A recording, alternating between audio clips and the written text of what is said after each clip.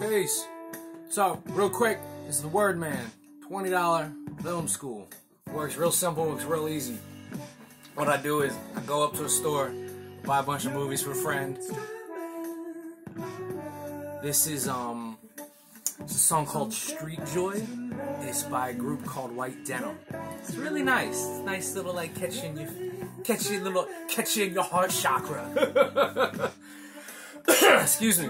But no, like I said, this is the Wordman $20 film school. The way it works is I go up to a little movie store, I buy a bunch of movies for a friend, come back here, we listen to dope music, I talk about them. So the movies in particular, for this particular video, is from my nephew, young Joshua. Joshua, what up?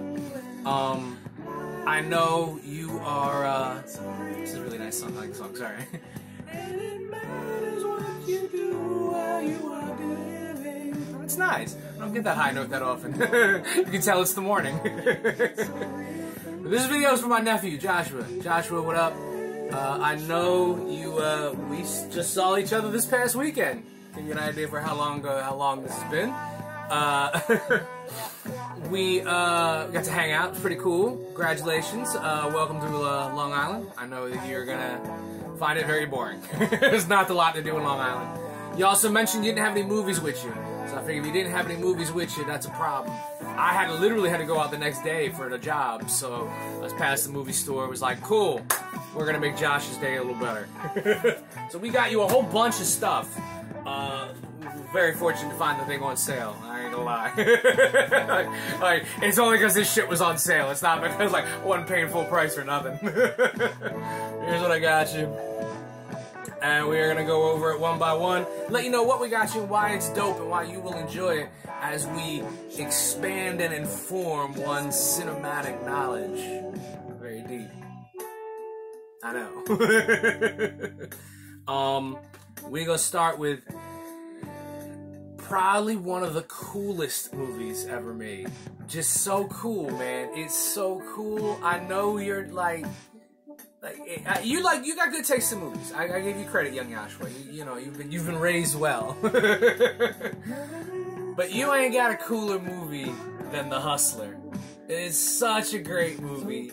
Paul Newman plays this young pool shark, and he basically kind of works his way up to taking on Jackie Gleason, who's playing the famous Minnesota Fats. Minnesota Fats was actually a person in real life. You could Google that dude. The movies just don't get cooler than this. It's just, and it's such a, like, the one nice thing is every now and again you'll get a classic Hollywood movie. Like, this is actually a debate I've had with others. I'm curious to hear what you think.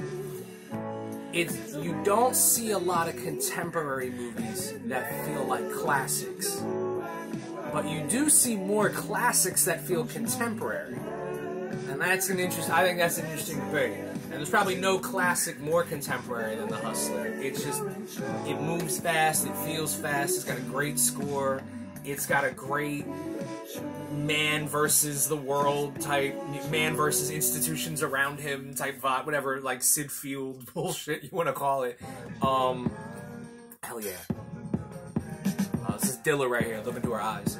I love it. It's one of my favorite instruments is.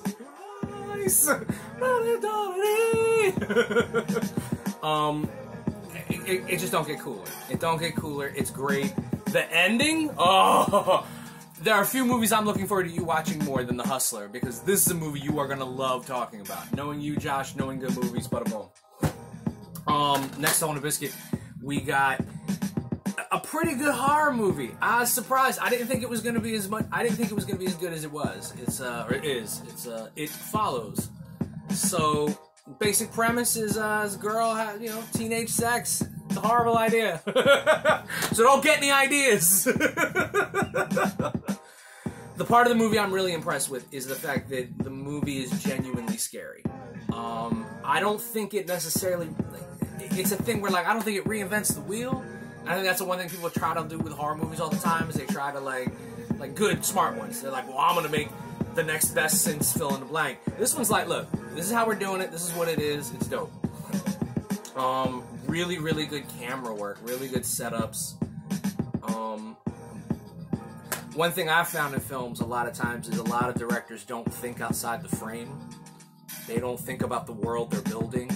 They don't think about what kind of world you have to be living in order for you to see on frame what you're seeing.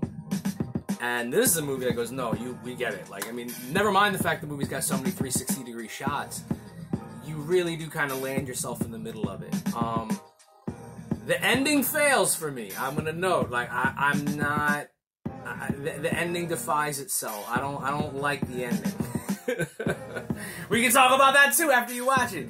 But it is a good movie, and not only is it a good movie, it's the kind of movie you look and go, oh, the person who made this knows how to make movies. So I like that. That kind of redeems it for me. Is that it's like, all right, well, the cat who made this, he's gonna end up like making some dope stuff. Like, so good flick, quality flick. You gonna like it.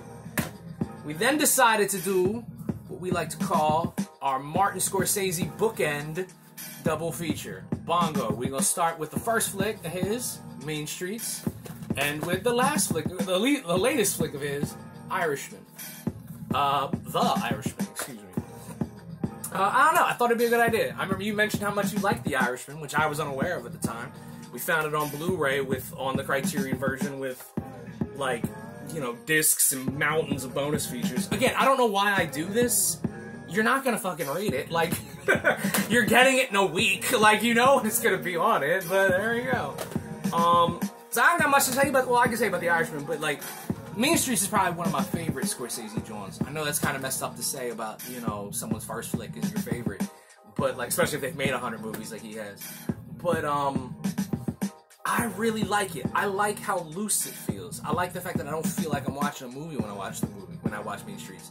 I feel like I'm just like sitting at the other end of the. I feel like I'm sitting on one of the bar stools, just turning around and seeing Harvey Keitel, and then turning the other way and seeing, you know, Robert De Niro walking in.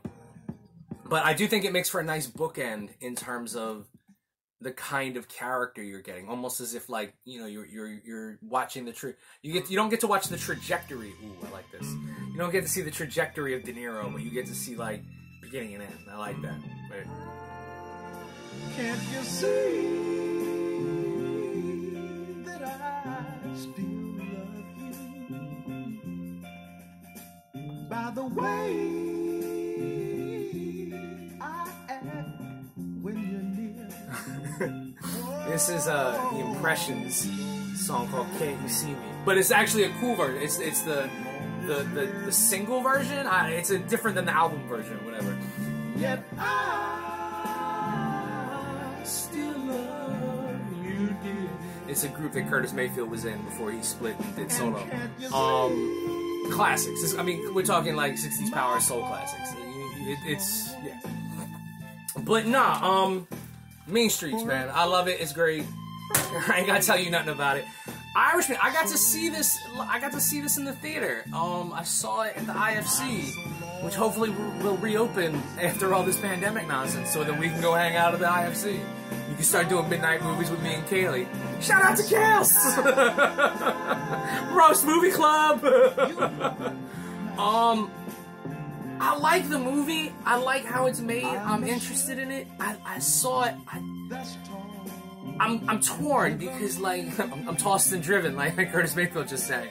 Under a thundering cloud above. No, it's weird because I feel personally that there's like 3 really great movies inside of this one, and he just couldn't make up his mind which one he wanted to make. He's like, fuck it, we're gonna make all of them. It's like, alright. Great flick. It's if nothing, it's worth watching. Which, I mean, they're movies that they're 90-minute movies that don't have that, you know? Boom. So, next up is, every time someone asks me for a good horror movie that they've never seen before, I get nervous because I know a lot of people like different things in horror, and I'm not a big horror guy. Like, that's why movies are so difficult for me now, because, like, the only thing they make are horror movies and Star Wars remakes. But the one movie I always recommend to people that they've never seen that is so dope is I gotta wait for it. just love that, man. This song was one of my favorites. It's Frailty. So how cool this flick is, it's directed by Bill Paxton, the great character actor. Just not a couple years ago, too, so R.I.P. to him. It's this great flick about the brother of a serial killer goes to the FBI to basically turn his brother in. And it's really good. It's really good. It's got like, it's got this great Southern Gothic vibe to it that Bill Paxton, being from Texas, would definitely know about. This is Love and Happiness. It's a cover of that great Al Green song. It's by a group called, what is the group called? I'm reading it now. Like, there's nothing written there, but I'm looking as if it is, honestly. Like, this time I forgot to take notes. It's by a group called Rasputin's Stash, which is a cool name, you know? Yeah, I mean, you know, your uncle listens to good music, what can I say? But this is running long, I should hurry this up. Frailty, it's great. It's this movie where basically Matthew McConaughey plays the brother of this serial killer, and he goes to this FBI agent, a guy named Powers Booth. Powers Booth is the senator in Sin City, so you're trying to get a mental picture. And they basically just, like, he tells them the story of why his brother's doing all this serial killing, and involves these flashbacks with their father, who's played by Bill Paxton. Really great, really interesting movie on the topic of, faith, on the topic of belief. If you're one of these, like, you know, God gave me a message, you know, this is how I do it type things. It's really impressive. It's great. And it never really answers those questions. The part that makes me upset about this is that this movie is so well directed that I'm mad that Bill Paxton didn't really get to have a bigger career as a director. He's a great actor. I love him in a bunch of stuff. Bill Paxton's I'm trying to think of what you know Bill Paxton in. He's the guy in Twister. He's the guy in Aliens who says, "Game over, man! Game over!" That guy. You gonna love it. It's great. A great ending. Great ending. Boom. So, the next one's kind of cool. It's a personal favorite. It's a movie called The Artist. It came out a few years ago? Damn, it's been a while since it probably came out. I gotta double check it. Whatever. It's a neat twist. So, it's a movie that was made in 2016, right? That sounds fair. Yeah, something like 2015, 2016, somewhere around there. It's so like the light is literally bouncing off this into my eyes, so I was like trying to figure out where to put it. There we go. It's like fucking bright. But no, it's a silent movie, it's black and white. Yeah, I know, right? That'll kind of catch you off guard. But it's all about like the early days of Hollywood, and basically the way it works is this guy right here is a movie star, one of the biggest movie stars in the world. This girl right here is just coming up. She's a young starlet, as they used to say. I'm not putting it there again. Just got it. Like, you can literally see the light bounce off it in my eyes. She's a young starlet on the rise. The two of them kind of meet, and they have these sort of like interesting, fortuitous meetings. He then sort of declines as she inclines in prestige, and it sort of affects him in a very weird way, in a very tragic way. And but the movie's really funny. The movie's really great. It plays on the history of Hollywood a lot. So there's a lot of like fun little like cameos and stuff like that. The thing that's really great about it is you probably don't watch a lot of silent films. Although you've probably seen more than some. You probably don't watch them that many.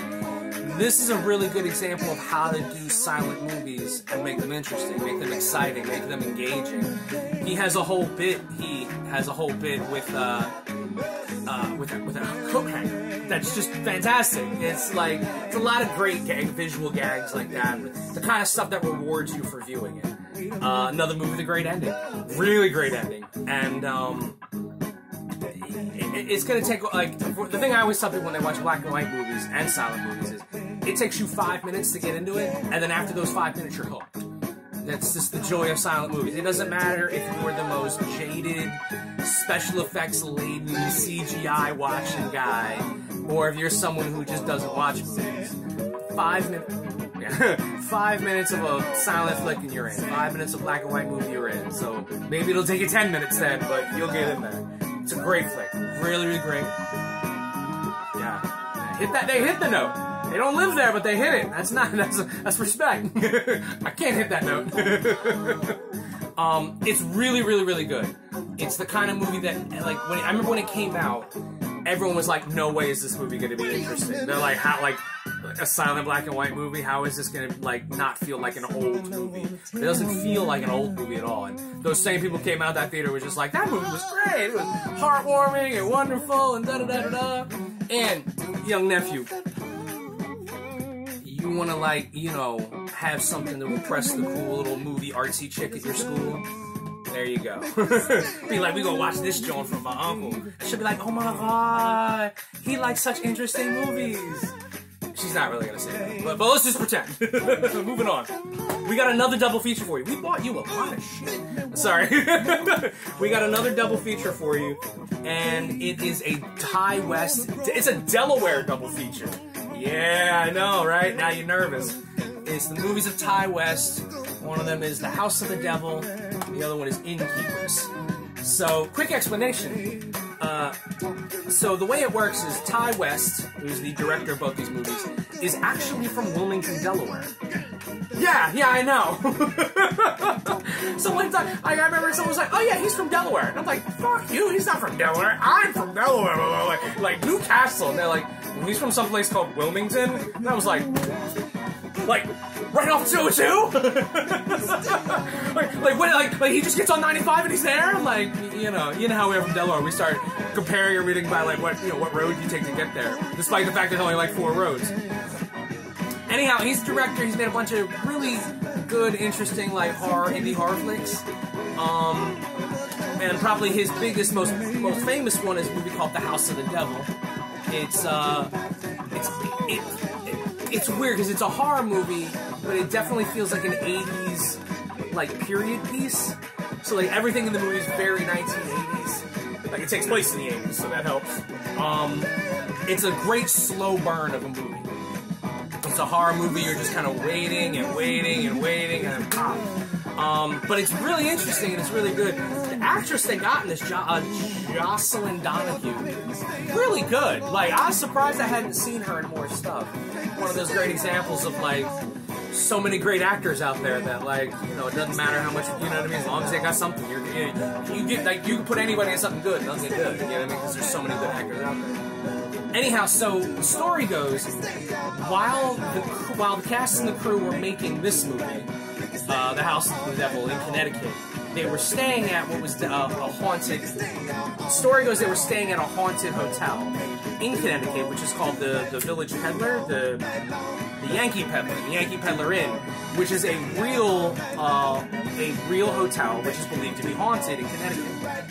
And so apparently while they were making their one horror movie, they had all of these random, like, ghost sightings and hauntings. And like they'd go to make the movie, then they'd go back to the hotel, and then when they were in the hotel, they'd have all of these hauntings happen to them there. Like he talks about like light bulbs blowing out, people like saying they see stuff, and it's a famously haunted hotel in Connecticut. So he's like, there was more horror movie stuff in the hotel than there was in the movie. Anyhow. So they then decide to basically rehire more or less everybody and make a movie in the Yankee Peddler about the Yankee Peddler. So then they made this horror movie about the Yankee Peddler. I know I did like a very long-winded explanation of that, but like, I thought that was kind of neat though, where it's like, you know what I mean? Like, mine and gold where you get it, baby. So it's a nice double feature. You get to watch this one, and then this one, which is pseudo about the making of it. This is about 2 people who work at this hotel that's closing, and the hotel's haunted, and then they think they get a haunting spirit thing. Another bit of a slow burn. This one has Sarah Paxton in it. She's pretty good in it too. It's got the Kelly McGillis, who's from a bunch of Tom Cruise movies. Great flick, a lot of fun. They're both really cool. It's a nice little like double feature for you. Boom.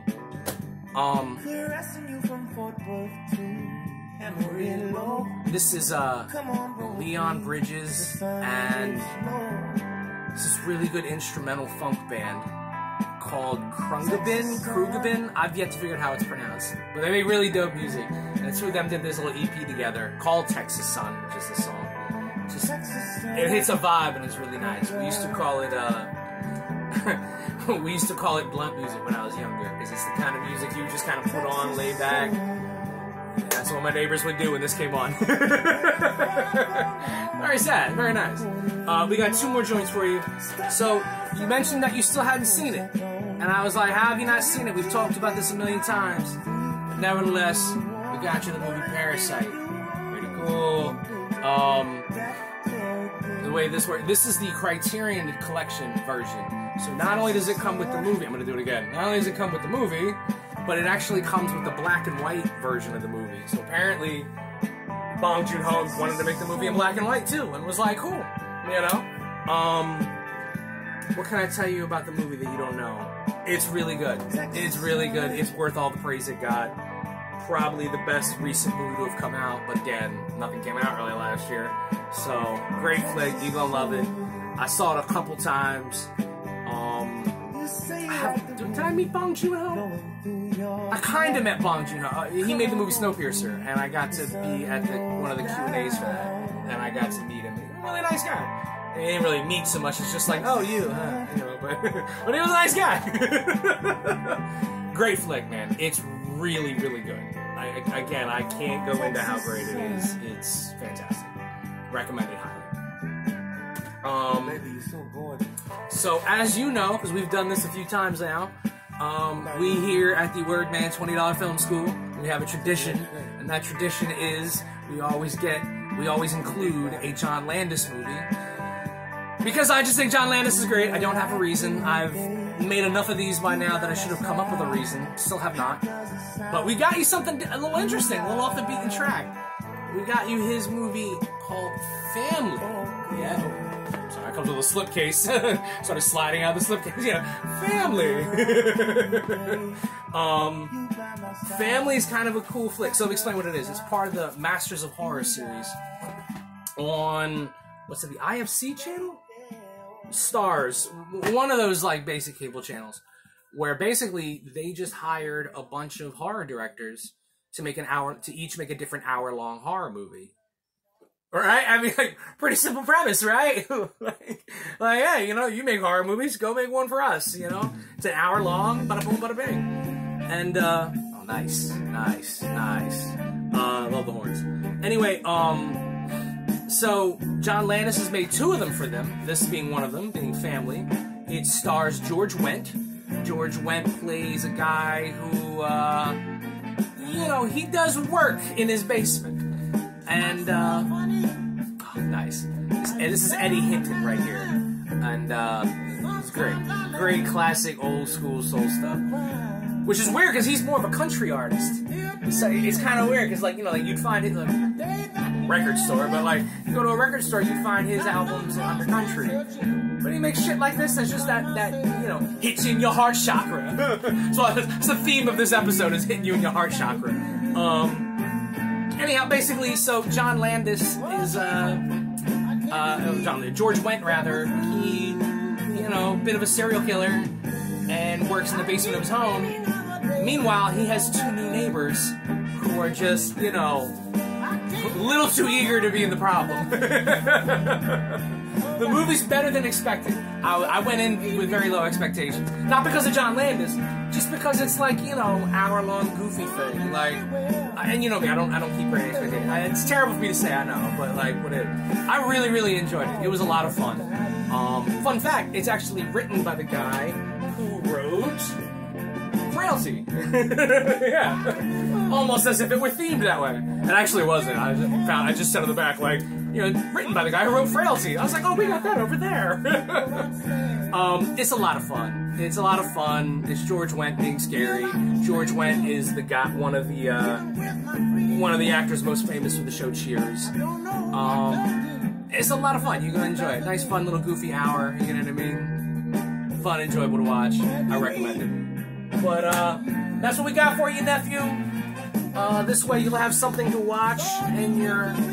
Cause look, man, Long Island's boring. I know it is. I've been there. You know.